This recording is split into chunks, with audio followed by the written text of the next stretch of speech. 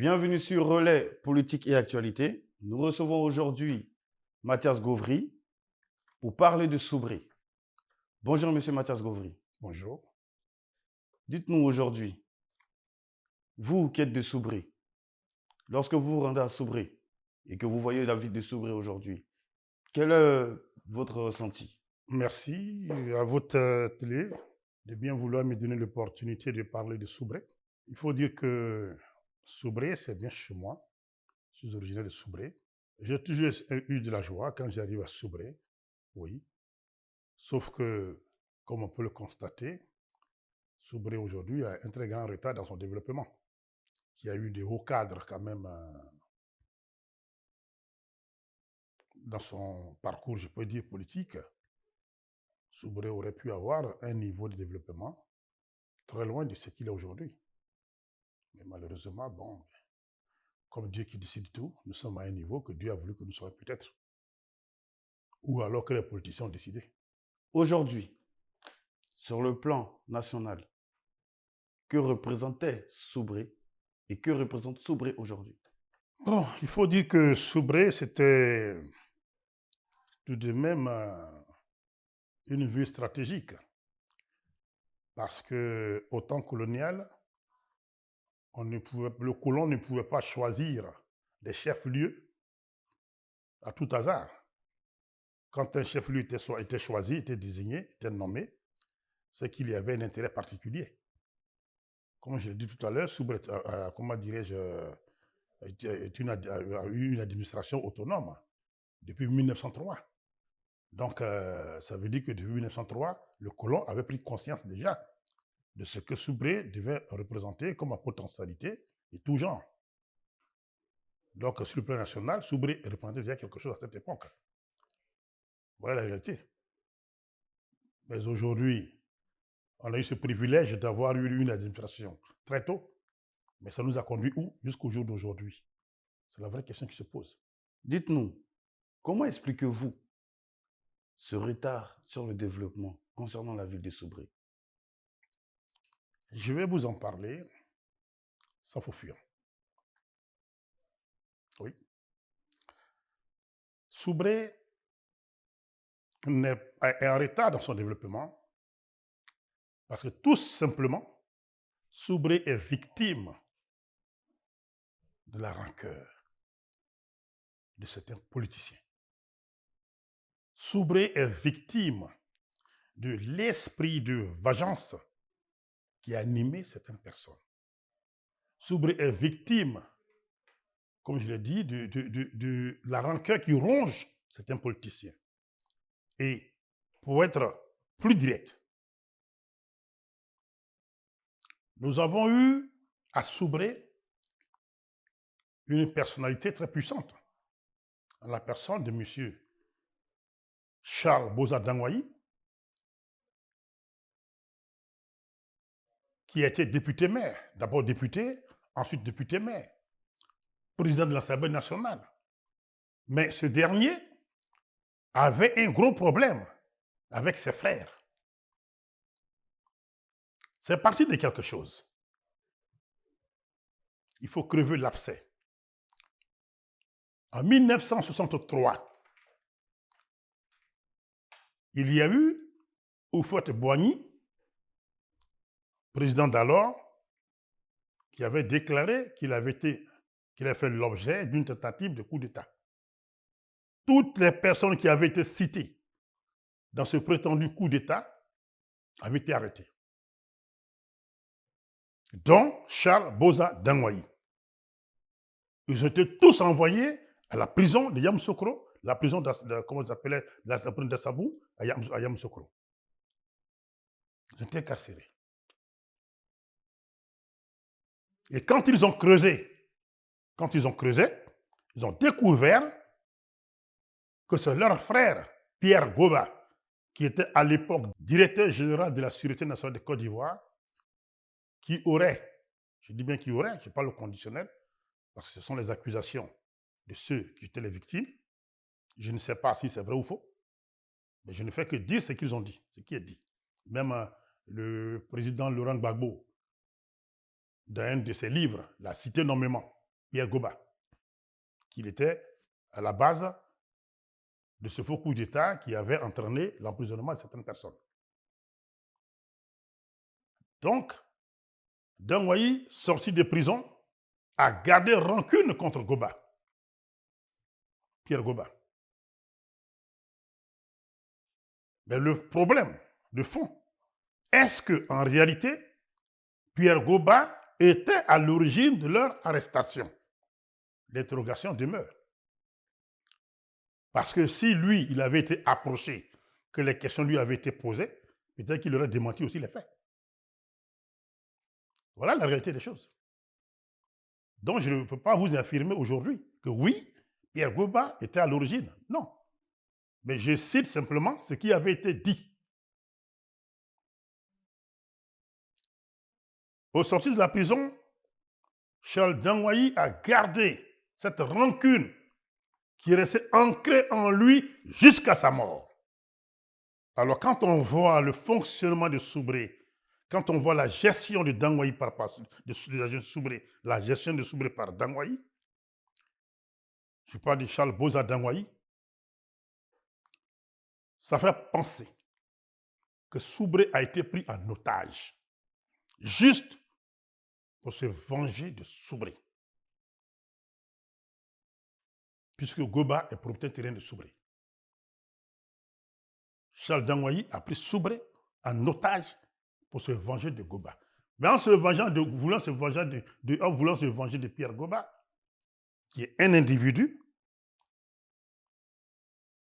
il a causé du tort à tout Soubré. Toutes les familles alliées, les Goba, les Daba Danyogo, les Mangala, les Mané, etc., etc., toutes ces familles ont souffert de cette vengeance. Parce qu'en retardant le développement de Soubré, c'est tout le monde qui en souffre. Voilà la réalité des choses. Charles Dangwayi est mort avec sa rancune. Le fils Alain Dangwayi prend la relève. Aujourd'hui, il est le président du conseil régional, je crois bien, comme on les appelle. Je sais que ce monsieur aime sa région. Il a les possibilités, il a les capacités de développer sa région. Mais malheureusement, j'ai comme l'impression qu'il a hérité de la rancune que son père a entretenue jusqu'à sa mort. Donc il a pris totalement et entièrement l'héritage du père. Quand vous voyez Soubré, Charles Boza Dangwayi, qu'est-ce qu'il a réalisé à Soubré? Qu'est-ce qu'il a réalisé à Soubré qui peut être frappant, un vrai symbole? Rien du tout. Il avait bâti 2 villages jumelés en face de la préfecture de Soubré. Je crois bien qu'il les a vendus. Si les informations que j'ai eues me sont bonnes, je crois qu'il y a l'une de ces villas qui aurait même été achetée, qu'il aurait vendue à, comment dirais-je, celui que j'appelais amicalement le député des jeunes, Dali Jules. Je crois qu'il lui a même vendu une de ces villas. C'est une manière de ne pas voir de traces à Soubré. Quelle est sa réalisation réelle? Son domaine à Soubré? Je ne vois pas. Ce n'est pas chez lui. C'est ce que ça veut dire. Ou bien c'est chez lui, mais par pur esprit de vengeance, il a refusé de développer Soubré. Ce ne sont pas les moyens qui manquaient, ce n'étaient pas les relations qui lui manquaient. Ce n'étaient pas les opportunités non plus qui lui manquaient. Quand je parle d'opportunités, je peux citer un exemple. Il fut une année où Charles Dangwayi a annoncé qu'il y a en Afrique de l'Ouest 2 villes qui ont été désignées, choisies, pour accueillir des stades olympiques. C'était financé par l'extérieur. Là, aujourd'hui, à Soubré, la place qu'on appelle aujourd'hui la place de l'Indépendance, c'est cette place qui avait été choisie pour accueillir le stade olympique. Qu'est-ce que c'est devenu? Rien. Il avait eu une très bonne idée, il a réuni la jeunesse quand il a donné la nouvelle. Et les jeunes se sont auto-désignés comme étant les premiers ouvriers. Pour réduire le coût de réalisation, la jeunesse de Soubré s'est mobilisée pour se relayer, pour taper les briques, les apprentis maçons. Ils étaient prêts à mouiller le maillot pour qu'on puisse réaliser beaucoup plus de choses. Et c'est là qu'il a avancé l'idée qu'il aurait été mieux qu'on qu'on la bâtisse en chose avec les briques en terre cuite. Tout le monde applaudit. Mais qu'est-ce que c'est devenu après? Rien. On a même eu écho après que les quelques briques en terre cuite qui ont été fabriquées et conduites sur le site. Dès que l'idée a été lancée, une usine de fabrication de briques en terre cuite a vu le jour à Soubré. Et cette usine appartenait à qui, selon les informations que nous avions eues? À la fille de Charles Bozat d'Angoyi. Et après, le projet, il est devenu quoi? On ne sait pas. Il nous avait dit que les stades olympiques, la construction des stades olympiques, il y avait 2 villes qui avaient été choisies. Au Sénégal, la ville de Hombourg, et en Côte d'Ivoire, la ville de Soubré. Ça, c'est clair et net ce qu'il a dit. Mais au niveau de Soubré, qu'est-ce que c'est devenu? À Hambourg, peut-être ils ont construit, peut-être ils n'ont pas construit, je ne sais pas. Mais je parle de ce qui nous regarde, ce que nous savons. Au niveau de Soubré aujourd'hui, on n'a rien vu. Au final, c'est ce qui est devenu la place de l'indépendance. Quand on voit aujourd'hui la politique à Soubré, la famille Goba, mais beaucoup de personnes de cette famille suivent Dangoyi Alain. Ils l'aiment. Et ils vont vers lui, avec leur cœur. Ils composent avec lui, avec amour, avec honnêteté, franchise. Comme un frère, il épaule, il le soutient, que ce soit à sa compagnie ou dans l'ombre. Beaucoup de cadres de la famille Goba, que moi, j'approche, que je connais, soutiennent Dangoyi avec sincérité et amour. Alors que celui d'en face a cette rancune que son père, qu'il a hérité de son père. Et là, on parle bien d'Alain Richard Dangoyi. Alain Richard Dangoyi. Donc aujourd'hui, à Soubré, pour que Soubré décolle, puisque c'est Alain Richard Dangoyi qui tient les rênes du pouvoir, c'est lui qui dirige aujourd'hui Soubré, c'est lui qui tient tout. C'est une réalité. Il a été ministre des Eaux et Forêts dans l'ex-gouvernement. Il est encore ministre des Eaux et Forêts dans le présent gouvernement. Il a même été aussi ministre de la Défense. Hein. Il a même été aussi délégué à la Défense, ministre délégué à la Défense. Il a même dirigé le projet de désarmement, le projet de désarmement et réinsertion. J'ai plus trop les appellations exactes, mais c'est lui qui a encore dirigé tout ça. C'est pour dire que c'est un haut cadre dont les mérites sont reconnus sur le plan national et international. Mais qu'est-ce qu'on constate? J'ai comme l'impression que lui, comme le père, bloque aussi tout. Pourtant, je sais qu'il aime Soubré, mais il est bloqué. Je le comprends. Je comprends aussi son père. Parce que quelqu'un qui t'a jeté en prison, tu ne vas pas sortir de prison pour lui faire la bise. Maintenant, quant à la véracité des faits, est-ce que Pierre Goba était vraiment à l'origine du malheur qui les a frappés? L'interrogation demeure. Puisque ceux qui ont été victimes parlent entre eux, ils expliquent à leur connaissance, à leurs amis, à leurs enfants. Mais qui est-ce qui a interrogé Pierre Goba pour voir sa version des faits? Voilà la réalité des choses. Donc, pour moi, je ne peux pas vous dire que oui, c'est vrai, oui, c'est faux. Non. C'est des accusations. Et le fils a hérité donc de cette rancune de son père. Pour que Soubré décolle aujourd'hui, il faudrait que Alain Dangoyi, qui tient les rênes du pouvoir, fasse violence sur lui-même. Il faut qu'il fasse violence sur lui-même pour se défaire de cette vieille rancune que son père lui a léguée. Ça, c'est très important. C'est à ce prix seulement que lui-même retrouvera la paix intérieure avant de pouvoir faire la paix avec les autres. Parce qu'en réalité, en face, quand je dis en face, je parle de la famille Goba. Il n'y a personne qui s'oppose à lui. Les gens le soutiennent avec sincérité. Entre-temps, lui, il entretient une rancune contre le père, donc contre la suite, contre les descendants finalement. Pourtant, cela t'apporte déjà leur soutien dans tout ce que tu fais. Il est où le problème finalement? Il doit donc faire violence sur lui-même pour se défaire de cette rancune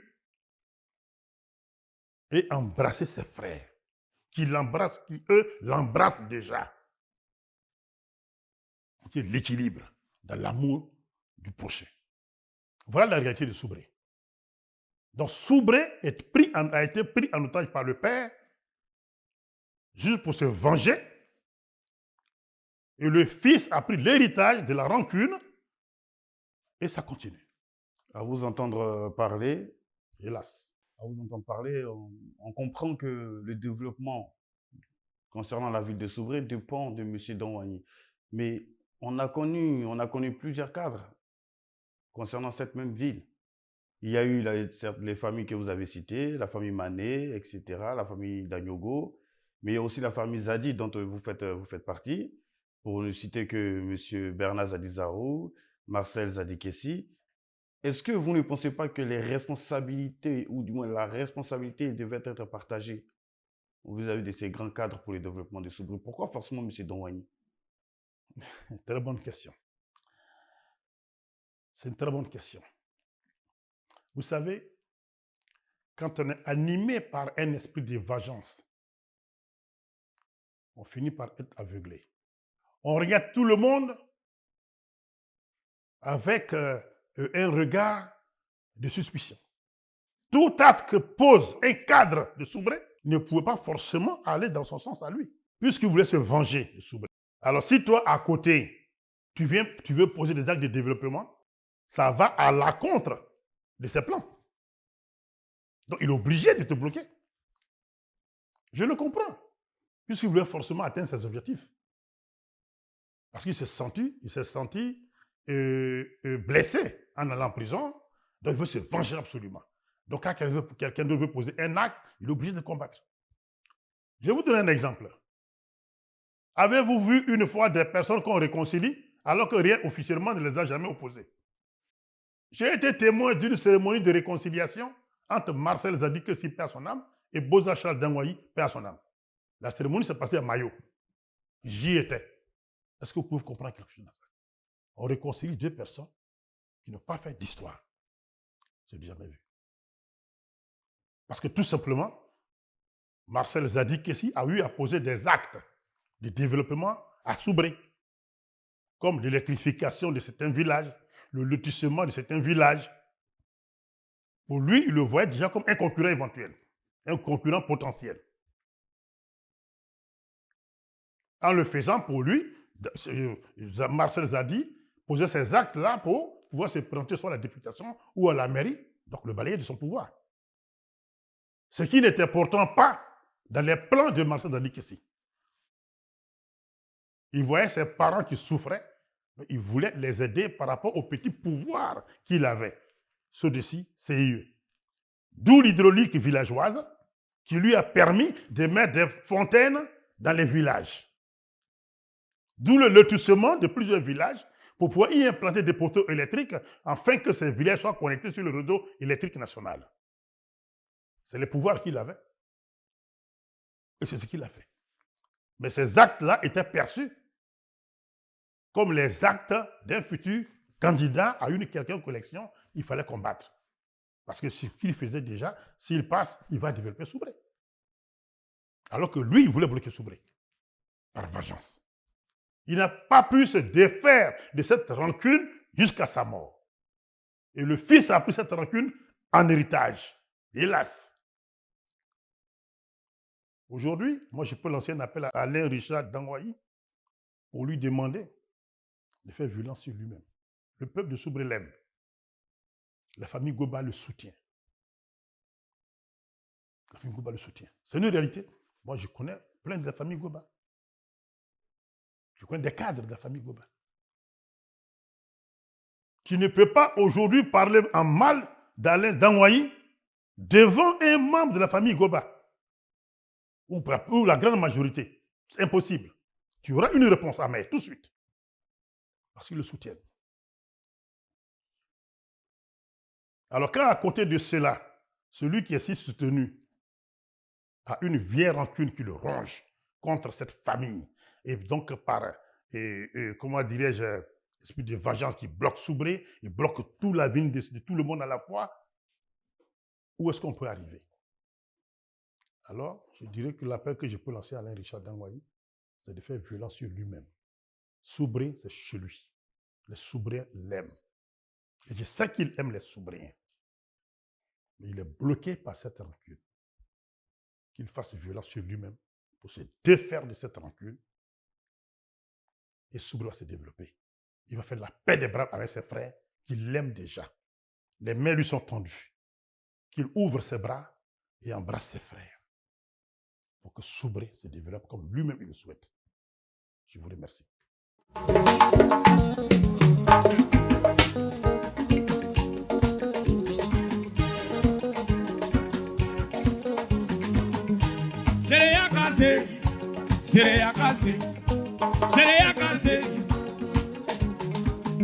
Chez moi ça va bien. Dans mon quartier, tout le monde se porte bien. Chez nous, à gagnant 1 kilo de riz, 10 000, on va payer ça. On n'a pas de problème. C'est toi, vraiment, qui t'a